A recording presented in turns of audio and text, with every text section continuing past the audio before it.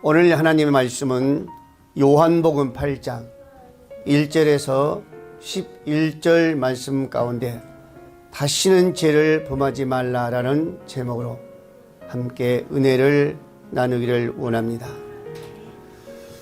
우리 인간은 누구를 막론하고 다 나약한 존재라고 말합니다. 안전하지 못합니다. 그래서 성경은 말하기를 다 뭐다? 의인은 없나니 하나도 없다 그랬었습니다. 다 죄인이란 거예요. 누구를 막론하고 의인은 없다 그랬습니다. 그런 죄인들을 향해서 하나님은 그토록 사랑하셔서 예수 그리스도를 이 땅에 주셨습니다. 그리고 그 죄인 우리를 구원하기 위해서 온갖 피와 물을 다 쏟으시고 그 십자가에 우리 주님은 죽으셨죠. 여러분, 우리 인간은 다 죄인이라고 그랬어요. 누구를 막론하고 하나도 의인 없습니다. 여러분, 오늘 본문의 말씀에도 보면은 바리새인과 서기관들이 나옵니다. 이들 역시 지도자들이지만은 그들도 역시 완전하지 못하며 죄인입니다. 그런데 이들이 가늠한 그 여인을 현장에 붙잡아 나와가지고 예수 앞에 나옵니다. 그리고 어때요? 자랑스럽게 여기는 거죠. 예. 자기들이 현장에 잡힌 이 여인을 잡아왔다면서 당당하게 자랑스럽게 여깁니다. 근데 여러분, 지금 바리새인과 이 서기관들은 어떤 자들이에요? 하나의 가르치는 신앙의 지도자들입니다. 그들은 스스로 말하기를 소경의 길을 인도하는 자요, 또 어둠에 있는 빛의 자라 그랬습니다. 빛이라고 그랬어요. 여러분, 로마서 2장 19절 말씀에 내가 율법에 있는 지식과 진리의 규모를 가진 자로서 소경을 길로 인도하는 자요, 어둠에 있는 자의 빛이요, 어리석은 자의 훈도요, 어린 아이의 선생이라고 스스로 말합니다. 그런데 그들이 가르치는 지도자는 그들이 정말로 그 지도자의 사명을 망각하고 누구를? 죄인들을 세출하는데 온 힘을 다하고 있는 거예요. 이것은 어때요? 잘못된 거죠.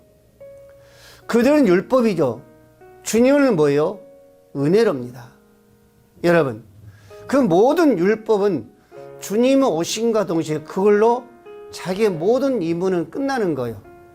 그 율법은 예수님께 오심으로 말미암아 다 덮어가신 겁니다. 여러분, 이들이 왜 이런 모습이 되었을까?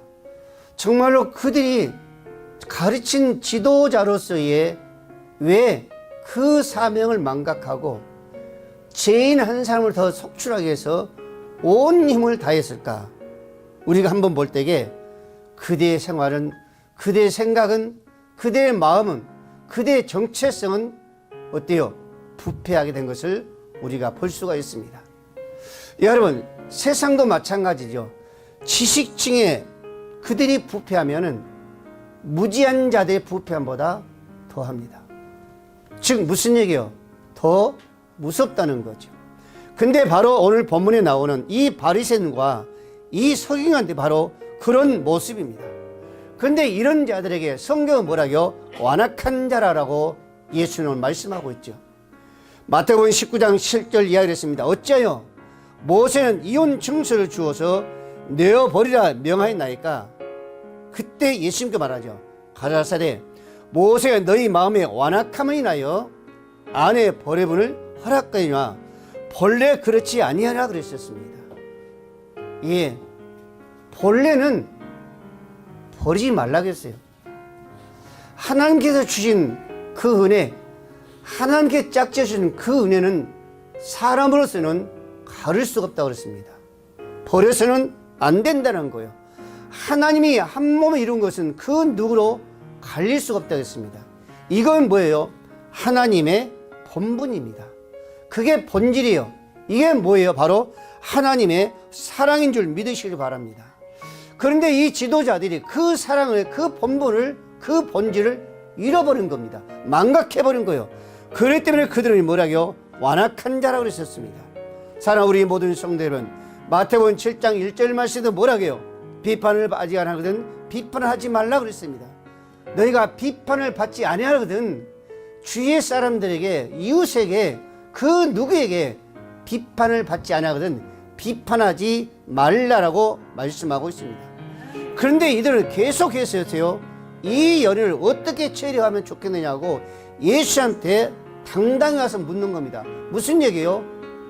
반드시 이 여인은 큰 죄를 저질렀다는 거예요. 그러면서 어떻게요? 반드시 그 죄가를 치러야 된다는 겁니다. 이들이 무슨 얘기예요? 계속 고소하는 거예요. 이들은 죄를 지었다. 처벌을 받아야 된다는 겁니다. 여러분들 5절은 뭐라 합니까? 모세는 율법에 이러한 자를 돌로 치라 명령하였거냐. 선생은 어떻게 말하겠나이까 그럽니다. 예, 선생은 어떻게 말했나이까. 모세의 그 율법에는 이들을, 가늠한 자들을, 현장에 잡혀온 자들을 돌로 쳐서 죽이라고 했는데 당신은, 선생은 이것을 어떻게 합니까 그랬습니다. 이것은 뭐예요? 계속적으로 고소하는 거예요. 반드시 죄에 대한 그 대가를 치러야 된다는 겁니다. 근데 여러분, 이들은 바로 율법이죠. 레위기 20장 10절 말씀 뭐라고요? 누구든지 남의 아내와 가늠한 자, 곧 그의 이웃의 아내와 가늠하는 자는 그 간부와 음부를 반드시 죽일지라라고 말씀하고 있습니다. 그러니까 지금 이들은 어떻게 해서라도 누구를, 예수님을 궁지에 몰려 지금 어때요? 시험하고 있는 거예요. 예. 예수님 만약에 이들의 그 궁지에, 이들의 시험에 몰려서 그 율법대로 그들 이야기한 대로 돌로 쳐 죽인다면은 주님은 사랑의 그 본질을 잃어버린 거예요. 6절 말씀에 뭐라고 한 거예요? 저희가 이렇게 말하면 고소할 조건을 얻고자 하여 예수를 시험함이라 그랬었습니다. 계속 그때 고소하는 거예요. 죽이라는 겁니다. 이들은 죄를 지었다는 거예요. 그 대가를 반드시 어때요? 치러야 되지 않습니까? 이건 뭐예요? 율법이란 율법. 근데 주님은 뭐예요? 은혜지요. 그것을 덮는 거예요. 그래서 그게 뭐예요? 사랑입니다. 그래서 어때요? 용서하는 거고 그들을 어때요? 바른 길로 인도하는 거죠. 만약에 예수님께서 이들을 그들이 말한 것 같이 돌로 쳐서 죽였더라면은 주님은 메시아라는 그 본분, 사랑이라는 그 본분, 진리라는 그 본질을 잃어버린 겁니다. 여러분, 이런 주님의 그대의 시험에서 주님은 어떻게 대처한 거예요? 그들에게 말하지 않은 거예요. 신중하게 대처합니다. 시편 여러분들이 39장 1절 말씀에 보면은 내가 말하기를 나의 행위를 조심하여 내 혀로 범죄치 아니하리니 악인이 내 앞에 있을 때에 내가 내 입에 자갈을 먹이리라 했도다 라고 말씀하고 있습니다. 여러분, 무슨 얘기요? 다투지 말라는 거예요. 저희들이 아무리 고소한다 할지라도, 아무리 저희들이 변론한다 할지라도 거기에 궁지에 몰려서 변론으로 다투지 말라는 겁니다. 다툼은 뭐예요? 분쟁입니다. 분쟁은 깨지고 갈라지게 되어 있습니다. 아무리 의인들도요, 아무리 거룩한 자도 분쟁하고 다투게 되면요, 금이 가고 깨지게 되어 있었습니다. 그래서 저희들은 계속적으로요, 그 조건을 얻기 위해서, 고소의 조건을 위해서 계속요, 무언가를 힘쓰죠. 근데 잠언 15장 28절 말씀에 의인의 마음은 대답할 말이 깊이 생각하여도 악인의 입은 악을 쏟는다 그랬었습니다. 의인의 입은 뭐한다? 깊이 생각한다 그랬습니다. 대답할 말을 깊이 생각한다고 했어요. 여러분, 우리의 이 혀, 짧은 혀지만은 주기도 하고 살리기도 한다고 그랬었습니다. 우리의 말 한마디가 얼마나 중요한지 모릅니다. 한 생명을 죽일 수도 있고 살릴 수도 있어요. 예수님께 여기서 그대 정말 그 고소에 말하면서 그들과의 부딪히고 그들과의 변론을 나눴다면 주님은 어때요? 그 본질을 잃어버린 겁니다. 그 사랑을 잃어버린 거예요. 여러분, 오늘 이 약한 세상에서 정말로 오늘 예수님처럼 누구와 우리에게 시험한다 할지라도 우리는 신중히 생각하며 입을 열어야 될 줄로 믿습니다. 그래서 예수님께서 제자를 파송할 때 뭐라 했어요? 마태복음 10장 16절에 보라 내가 너희를 보내면 양을 이리 가운데 보낸과 같도다. 양을 이리 가운데 보낸다고 했습니다. 얼마나 위험한 거예요. 양들이 이리 속에 들어가면 당연하게 어때요? 잡힐 수밖에 없죠. 그들에게 먹힐 수밖에 없습니다. 그들에게 밟힐 수밖에 없어요. 그들에게 죽을 수밖에 없습니다. 오늘 저와 여러분들이 저 세상을 나가면은 밟힐 수밖에 없어요. 죽일 수밖에 없습니다. 그러나 누가? 하나님이 우리와 함께 하십니다. 그러면서 뭐라고 합니까? 그러므로 너희는 뱀같이 지혜롭고 비둘기같이 순결하라 그랬었습니다. 주님께서 가르쳐 주신 거예요. 너희가 세상에 나간다 할지라도 저 일 속에 들어간다 할지라도 살아날 길을 지혜롭게 가르쳐 준 겁니다. 지혜라는 거예요. 피할 수 있는 것은 피해야 된다는 겁니다. 여러분 그들과 같이 부딪히지 말라는 거예요. 순결하라는 겁니다. 야고보도 말합니다. 야고보 1장 5절 말씀에 너희 중에 누구든지 지혜가 부족하면은 꾸짖지는 하나님께 뭐하라? 구하라. 그래야만 하나님 뭐 하신다? 주신다 그랬었습니다. 여러분 우리가 뭐가 부족해요? 많지요. 그러나 우리 그 모든 것을 누구에게? 꾸짖지 않는 하나님께 늘 주시고 풍성한 하나님께 우리는 날마다 입을 열어서 우리는 구해야 될 줄로 믿으시기 바랍니다. 사랑하는 우리의 모든 성도 여러분, 우리는 신앙생활 하다 보면은 우리를 미혹하려는 사이비 이단들이요 은밀히 해하려는 간교한 자들을 만날 수밖에 없습니다. 예, 우리는 늘 세상 속에 살아요. 저 어둠 속에 우리는 들어갈 수밖에 없습니다. 왜? 우리 삶 자체가 어둠 속에 살게 되어 있습니다. 그 어둠 속에 우리가 살지만은 우리가 그 어둠 속에 헤어나올 수 있는 길은, 거기서 살아남을 수 있는 길은 누구만이? 우리에게 지혜를 주신, 우리의 인도하신, 우리의 등이 되고 우리의 불이 되신 그 하나님을 의지할 줄 믿습니다. 그래서 특히 주님처럼 우리는 오늘 말씀처럼 예수님처럼 우리는 어때요? 성급하게 그들과 변론할 것이 아니라 우리는 날마다 늘 주님 앞에 말씀과 기도를 통해서 저 대적자들의 그 간교함에 그 술수에 우리는요 지혜를 얻어서 매일매일 승리해야 될 줄로 믿으시길 바랍니다. 그래서 잠언 3장 14절 말씀을 했습니다. 지혜를 얻는 것이 은을 금을 얻는 것보다 낫고 그게 정금보다 낫다라고 말씀하고 있습니다. 사랑하는 우리 모든 성도 여러분, 오늘 저와 여러분들이 우리 삶에서 가장 중요한 것은 정말로 지혜인 줄로 믿으시길 바랍니다. 그러면서 오늘 8절 9절 말씀을 합니다. 다시 몸을 굽히사 손가락 땅에 쓰시니 그렇습니다. 저들이 죄를 지었는데 어떻게 하십니까? 계속 고소한 거예요. 그래서 예수님이 말하죠. 묵묵히 그들과 변론한 것이 아니라 땅에 몸을 굽히고 손가락으로 무언가 썼다고 그랬었습니다. 근데 9절 말씀에 보면 이렇게 말합니다. 저희가 이 말씀을 듣고 그래요. 그 바리새인들과 그 서기관들이 예수님은 몸을 굽혀서 손가락으로 땅에 쓰셨습니다. 근데 저희가 이 말씀을 듣고 양심의 가책을 봐라. 어른으로 시작해서 젊은이까지 어린아이까지 하나씩 다 떠나가고 다음에는 예수님과 그 여인만 남았다라고 말씀하고 있습니다.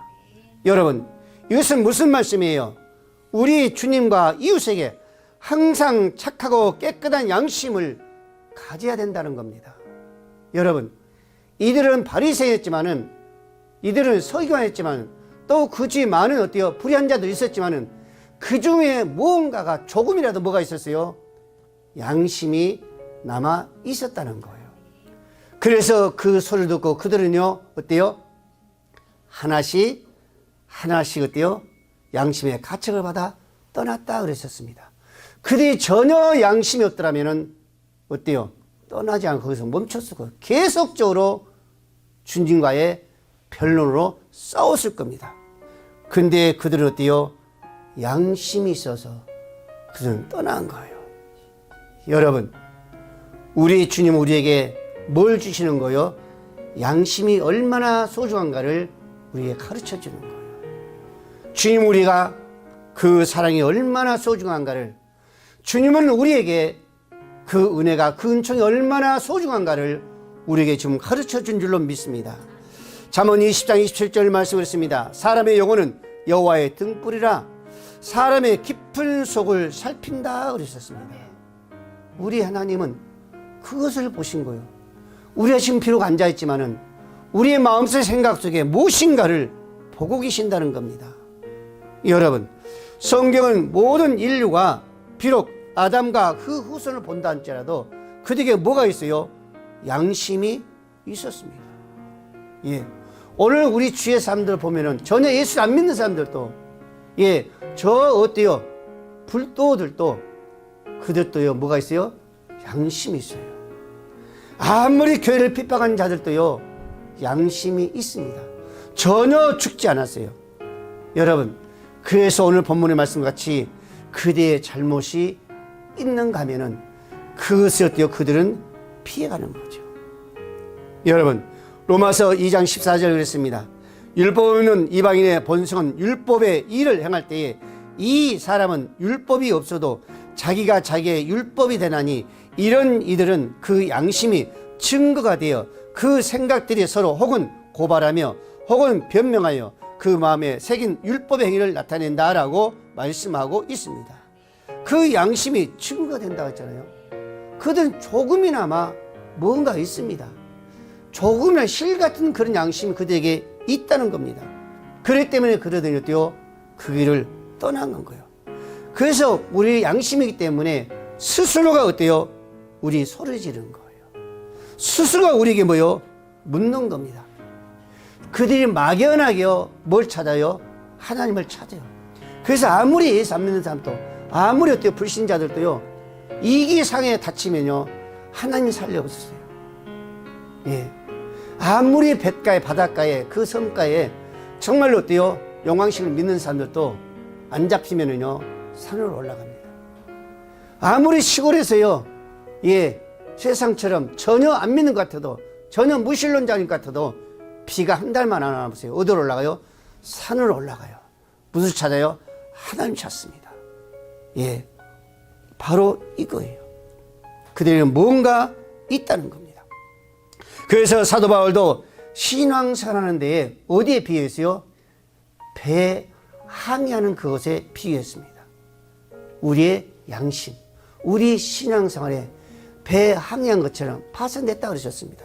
디모데전서 1장 18절 그랬습니다. 아들 디모데야 그랬습니다. 아들 디모데야, 믿음과 착한 양심을 가지라. 어떤 이들이 이 양심을 버렸고 그 믿음에 관하여는 파손하였느니라 그러셨습니다. 믿음에 관해는 파손했다고 했습니다.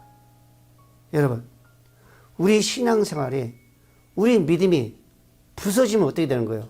우리는 끝나는 거예요. 예. 즉, 우리 양심이 파손되면요, 끝나는 겁니다. 우리 신앙생활이, 우리 믿음이 파손되면은 그는 끝나는 거예요. 여러분, 저 바닷가에, 그 수평성에, 그 아름답게 가는 그 배들이 파손될 때 왜 파손되는 거예요? 물론 여러 가지가 있죠. 예, 물이 차서, 파도에 물이 차서 어때요? 파손될 때도 있고, 또는 어때요? 암배가 부딪혀서 파손될 수 있습니다. 마찬가지. 오늘 우리 양심이, 이 믿음, 이 신앙생활이 세상으로부터 들어오는 그런 것들을 통해서 파손되면은 우리는 어때요? 무너질 수밖에 없다는 겁니다. 그래서 그렇다면 우리가 착한 양심, 정말로 어디에 어떻게 하면 우리가 유지할 수 있을까? 첫 번째는요, 우리의 그 양심을 예수 그리스도의 표준을 삼아야 됩니다. 거기에 종로를 삼아야 돼요. 인간의 양심은 그 사람의 가치관이 지배하게 되어 있습니다. 이게 우리 인간의 삶이에요. 그래서 저 공산주의는 어디에? 아주 완악한 그 공산주의의 그 가치관을 살아가고 있기 때문에 그 불의에 어때요? 살생하고 죽이는 거예요.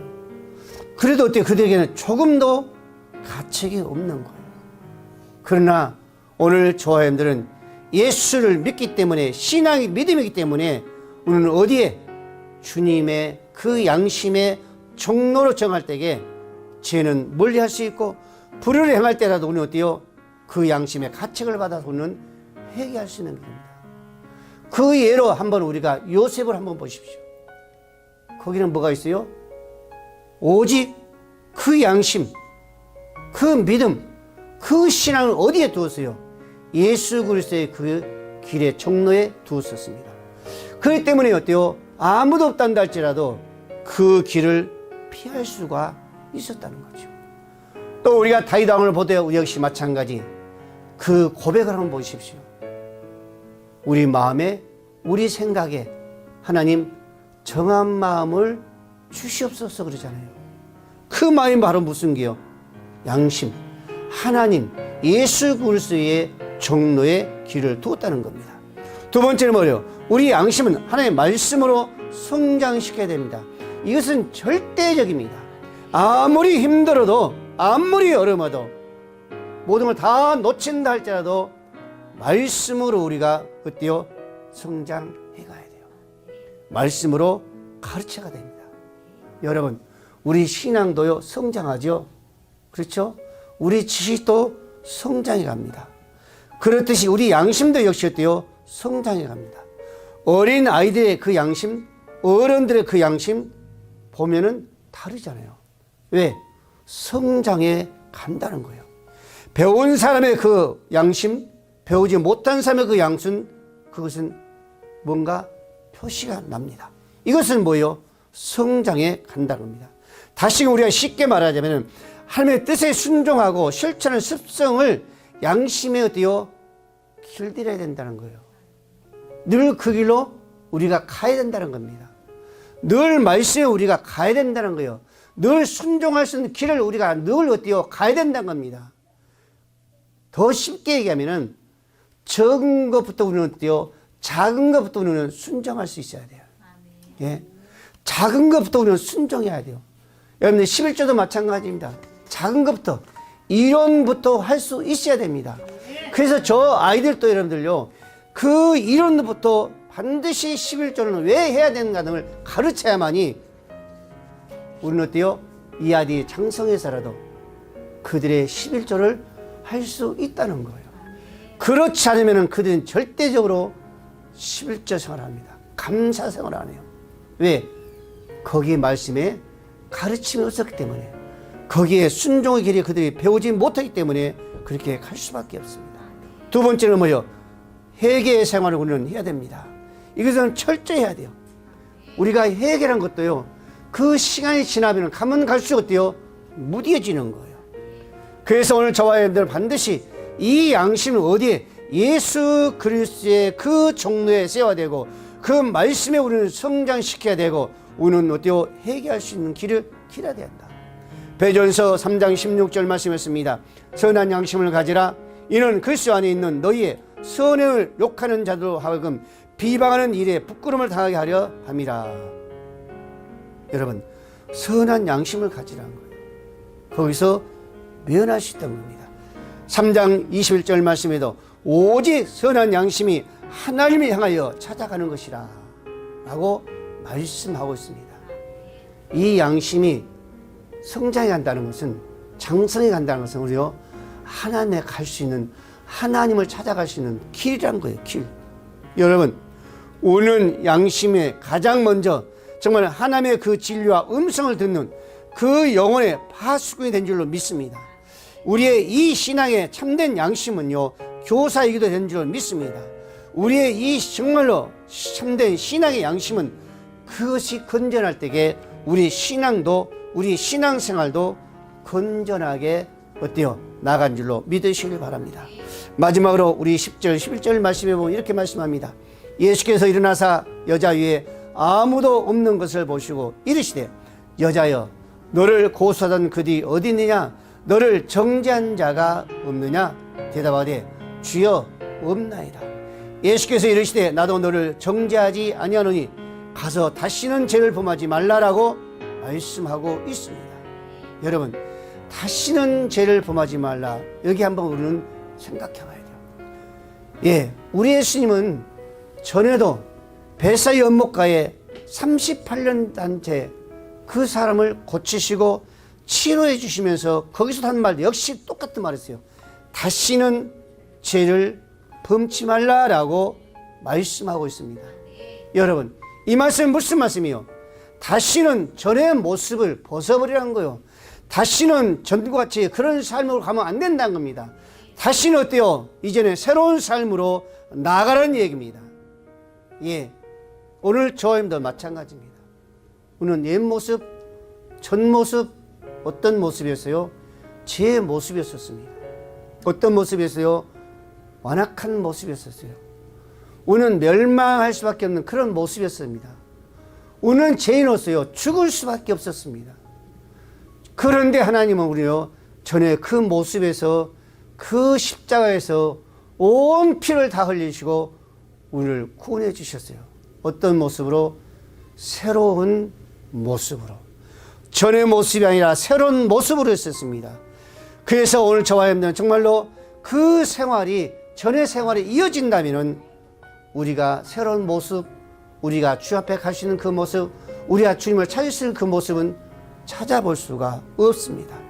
그러나 오늘 하나님의 은총을 입은 자로서의 우리의 생활이 어떤 모습으로 오늘 바리새인과 서기관 그들의 모습이 아니라 사랑으로 변화가 와야 될 줄 믿습니다. 자비를, 양선을, 절제와 성령의 열매로서 새로운 모습으로 변화될 줄 믿습니다. 그래서 계속해서 옛사람은 그 습관과 죄악을 버리지 못한다면 우리는 구원이라는 것은 불가능한 거죠. 칭찬은 불가능합니다. 구원의 은총을 입었다고 나를 정죄할 자가 없다고 생각하면 절대적으로 그건 잘못된 겁니다. 초대교회는요 그런 모습이 있었습니다. 우리가 아무리 죄를 지어도 정죄받지 않는다는 겁니다. 왜? 우리 영혼이 구원받기 때문에 육은 어떤 죄를 지어도 상관이 없다라고 생각하는 사람이 있습니다. 여러분, 오늘날을 이렇게 생각하는 사람이 있습니까? 이것은 절대적으로 잘못된 생각이고 잘못된 신앙관입니다. 구원을 받은 사람이라면, 하나님의 은총을 입은 사람이라면 반드시 생활이 말씀과 성령으로 거듭나야 될 줄 믿으시기 바랍니다. 로마서 6장 3절 말씀을 했습니다. 그래서 예수와 합하여 세례를 받은 우리는 그랬습니다. 예수님과 합하여 세례 받은 우리라고 했습니다. 그의 죽으심과 합하여 세례 받은 줄 알지 못하느냐 그랬었습니다. 그의 죽으심과 합하여 세례 받은 걸 너희가 알지 못하느냐 그랬습니다. 그러면 4절 말씀을 해요. 그러므로 우리가 그의 죽으심과 합하여 세례를 받음으로 그와 함께 장사되었나니 이는 아버지의 영광으로 말미암아 그리스도를 죽은 자 가운데 살리심과 같이 우리 또한 새 생명 가운데서 행하게 하려 함이라 그러셨습니다. 세례가 뭐예요? 세례. 방금 말씀같이 우리 주님과 함께 죽음과 함께 같이 오는요 새로 태어난 거예요. 새로운 모습으로 우리 새 생명 가운데서 태어났다 그랬습니다. 왜? 새로운 모습으로 행하기 위해서 주님의 그 모든 모습, 그 행함, 그 본질, 그 삶, 그 형태로서 가기 위해서 하나님은 우리를 새롭게 했다고 그랬었습니다. 그럼 우리는 어떻게 해야 돼요? 새로운 모습으로 가야죠. 고린도서 3장 7절 이하 그랬습니다. 너희도 전에 그 가운데 살 때는 그 가운데 행하였나니 그랬었습니다. 우리도 전에는 사도 바울같이 똑같은 자였었어요. 완악한 자였었어요. 핍박한 자였었어요. 폭행자였었습니다. 죄인 중에 죄수라고 그랬었습니다. 그런데 여러분들 8절 말씀에 이제는 너희가 이 모든 것을 벗어버리라. 곧 분과 악의와 해방과 너희 입에 부끄러운 말이라. 이것을 벗어버리는 겁니다. 왜? 전에 거기서 새로운 것으로 행하게 너희를 구원했기 때문에 그것을 벗어버린 겁니다. 너희가 서로 거짓말을 말라. 옛사람과 그 행을 벗어버리고 새 사람을 입었으니 아멘. 오늘 새 사람을 입은 줄 믿습니다. 옛 그 모습을 벗어버리고 옛 죄악의 그 모습을 버리고 흉악한 그 모습을 벗어버리고 더러운 그 모습을 벗어버리고 이제 주님과 함께 죽고 함께 살았음으로 말미암아 새 사람을 입었으니 그것을 벗어야 되는 거예요. 이는 자기를 창조하신 자의 형상을 쫓아 지식에까지 새롭게 하심을 받은 자니라. 아멘. 우리는 주님과 함께 죽음으로 우리는 어때요? 함께 살았어요. 뭘로? 새 생명으로. 그래서 우리는 어떻게 가야 돼요? 주님의 그 형상으로, 당신의 그 형상으로 쫓아가라는 겁니다. 당신의 그 지식까지 쫓아가라는 거예요. 거기에 새롭게 받은 자란 겁니다. 그래서 우리는 어때요?